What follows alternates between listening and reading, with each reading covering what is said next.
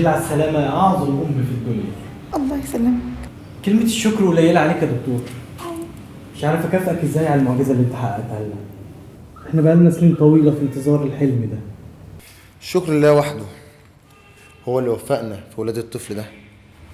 إحنا مجرد أسباب. الحمد لله. المهم يا بطل، ها هتسميه إيه؟ هسميه مصري.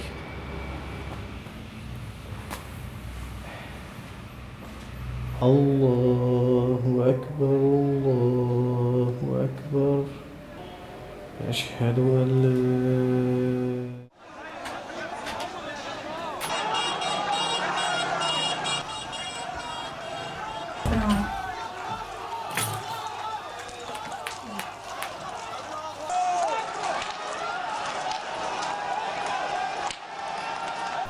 هو احنا مش هنعمل سوا مصري؟ اصله عدى عليه يومين. امسكي الولد. نزل رايح فين؟ لازم انزل ميدان حالا. طب اسبوع هعمله وهذبح عجل بس لما النظام يغور. أيها المواطنون، في هذه الظروف العصيبة التي تمر بها البلاد، قرر الرئيس محمد حسني مبارك تخليه عن منصب رئيس الجمهورية، وكلف المجلس الأعلى للقوات المسلحة لإدارة شؤون البلاد. والله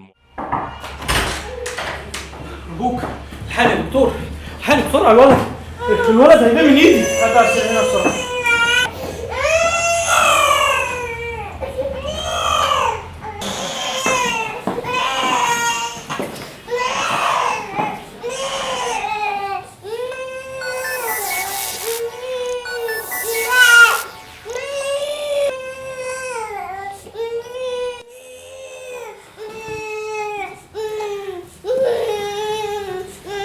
درجة حرارته عالية قوي 41. يا حبيبي يا ابني كان هيدا مني.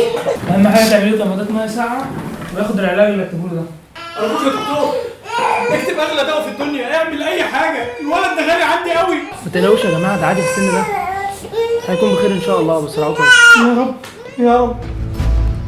في الظروف الحالية اللي انتوا عارفينها جميعا، احنا مستعدين لإجراء الانتخابات تحت أي ظرف. القضاء مستعدين وجاهزين ومستعجلين، واحنا مستعجلين لأن إجراء هذه الانتخابات. إذا إقبال فاق التوقعات على صناديق الاقتراع في المرحلة الأولى من الانتخابات. هي أولى انتخابات تشارك فيها القوى السياسية والمجتمعية كافة دون مقاطعة أو إقصاء، بعد أن انفتح الأفق السياسي لمصر بعد ثورة يناير.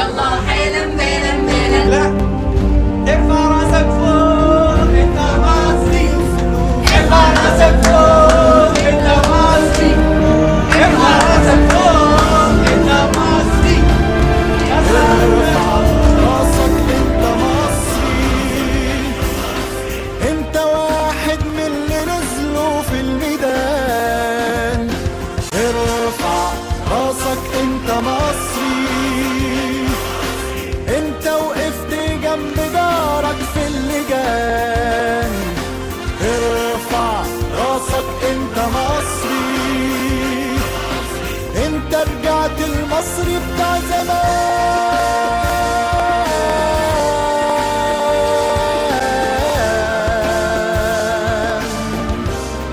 المصري بتاع زمان.